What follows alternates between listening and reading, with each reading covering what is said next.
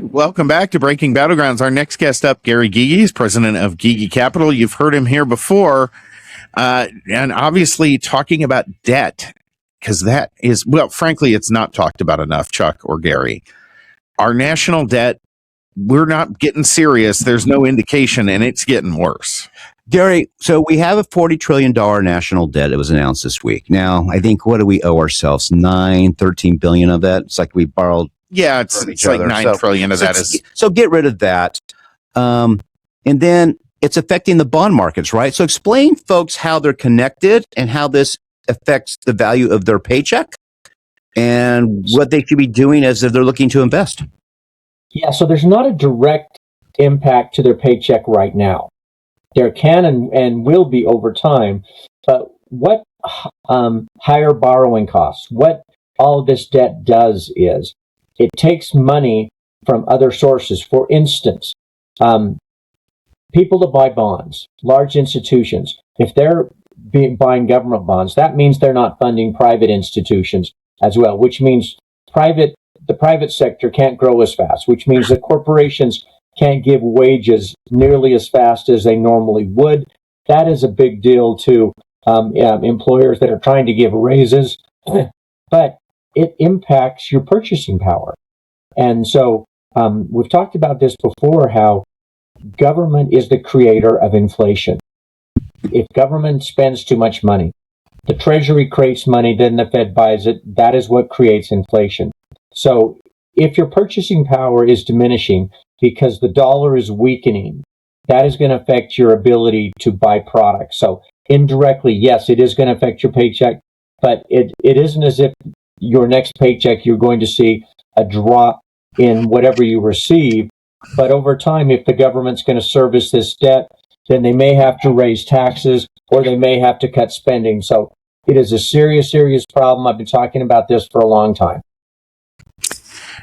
We talked a lot about this and about growing our way out of it, but we're reaching a point now where you can't grow your way out of it without very serious inflation. And so have we crossed that inflection point where 5% annual growth is no longer going to, over, let's say, a decade or 20 years, is no longer going to be enough to make a significant dent?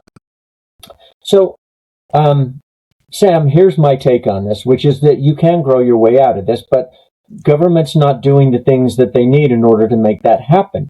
And what I mean is they're not cutting spending. That is the component that gets ignored constantly, as if the Republicans cut tax rates, which will spur the economy. They regularly fail to cut spending at the same time. Democrats never cut spending. So Democrats will raise the tax rates on people, but they will never cut spending. And so Congress and administrations for at least the last 25 years have been kicking this down the road where they never cut spending. They always say that they're going to either raise taxes or grow their way out of it. Sam, I believe they can grow their way out of it, but they've got to cut spending in order to make that happen. Would they have to cut spending, or could they, in other words, just maintain a baseline? And that's where we've argued in the past, is like, okay, if cuts are too tough, can you just not increase it anymore while you grow? Well, that's a good starting point. I don't even see him getting to the point of just having status quo. Is that we run budget deficits, $1 trillion budget deficits every year, and have for probably a decade or longer. Mm-hmm. And so if they would keep, the budget as is and not deficit spending, certainly that's going to help. But they still have to cut spending, and nobody seems willing to do that. Someone has to talk about entitlements. And so at some point, not just the U.S., but every country has got to deal with their pensions, their entitlements. And I don't think that anyone intends to cut the entitlements of the people that are already on them.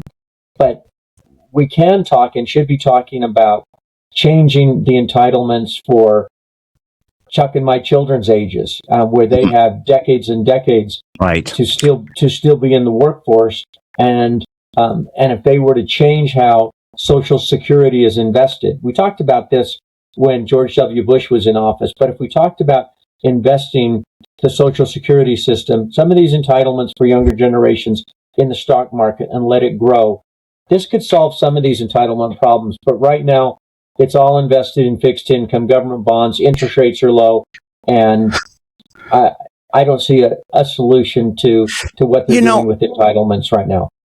So it's funny. I had a very well-known, not conservative fiscal policy think tank email me yesterday morning and ask if Sam and I wanted to have someone on their show about the $40 trillion debt. And I wrote back, I said, sure, if they have a solution. They did not reply. And by the way, this person is very close to me, right? Uh-huh. They did not reply. So I have asked various economic people, and this will be our final they want to talk about what people should be looking at for investments. But it just seems to me, because our economy is so big, it's 161 trillion value, okay? And we have a $40 trillion debt. So if you were loaning money, Gary, that's still a pretty good debt asset ratio, right? It seems to me what we just got to do is got to just start saying, we got to pass a balanced budget amendment. We have to pass a balanced budget every year. It's like if you did that, interest rate, it seems like that interest rates drop 2 points within a year, and it changes everything. But you just got to say, okay, this is what we've done. We're going to fix entitlements. We're going to balance this every year. We're going to live within it. And if it did that, we are big enough that solves the problem. We're not Paraguay, right? So we have this revenue and people know that and will only grow. Is that the right approach, do you think, personally?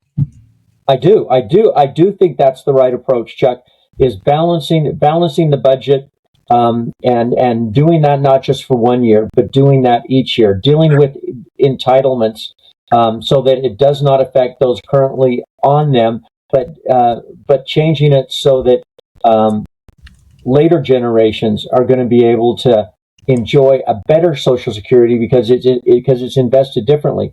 I do think, you guys, that 7-8 years from now, if something is not done, then Social Security is going to go bankrupt. Right, which is no problem. Yeah, and I don't think that's going to happen because I think Congress is going to deal with it. But what I think they'll do is that if the Democrats are in power, instead of putting a cap on how much of your paycheck goes towards Social Security, they will say no cap. So if you're earning millions and millions of dollars, you're going to be taxed to Social Security forever. If Republicans are in charge, they're probably going to say something like, we're living longer. Instead of full retirement age of 67, it's now 70. Or maybe they'll create a combination of the two. Sam has a great thing on that. You and I are at 70. If some blue collar guy, 65 still. If you're working your physical body every day, it's different from some schmucks like us all sitting. I'll be fine working in an office at 70. Yeah, and you'll want to. Me too. Yeah, I mean, we'll all be talking at 75 years old saying, I got to go to work tomorrow, because that's who we are as people. But if you're guy hauling steel or, doing you talk to these guys by the time they're 65, their bodies are trash. Very quickly before we let you go. So with this debt in the bond market, what should investors be looking at right now? Where should they be putting their money monthly? Yeah, so I think that as interest rates have moved higher, that means certain fixed income investments are going to become more attractive. So if you're a saver, CDs are going to have a higher rate. Treasury bills are going to have a higher rate. All of those things are going to have a higher rate. And you still need to have money in the stock market in order to keep up with inflation. So having a balance of those things is going to be super important.